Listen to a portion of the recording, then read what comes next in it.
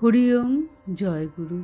আমাদের প্রাণের ঠাকুর শ্রী শ্রী স্বামী স্বরূপানন্দ পরমহংসদেবের অমৃতসম উপদেশ বাণী পবিত্র কর্মভেরি গ্রন্থের ত্রয়োবিংশ খণ্ড হইতে পাঠ।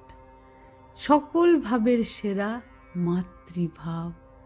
মানুষের যে জিনিসটির সত্যিকার প্রয়োজন, সে জিনিসটি ঠিক সময় মতো আসেই। তুমি তাহাকে চাও আর নাই চাও, প্রত্যেকটা প্রয়োজন তাহার একটা বিধি নির্দিষ্ট লক্ষ্য লইয়া ছোটে, আর সেই লক্ষ্যের পরিসমাপ্তিতেই প্রয়োজনের নিঃশেষ। কে জানে কোন মহিয়ান আদর্শকে লক্ষ্য করিয়া, কোন গরীয়সী প্রেরণা পাইয়া মাতৃবৎ পরদারেষু মহাভাব তোমার মধ্যে এমন উচ্ছ্বাসে, এমন জোরে জাগিয়া উঠিয়াছে।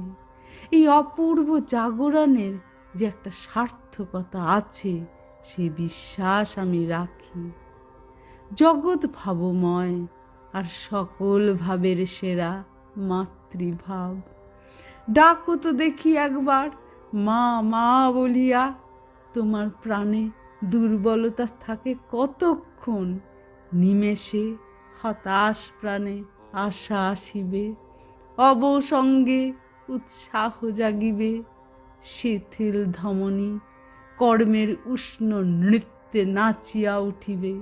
শুধু প্রাণটা খুলিয়া মা মা বলিয়া ডাকো দেখি।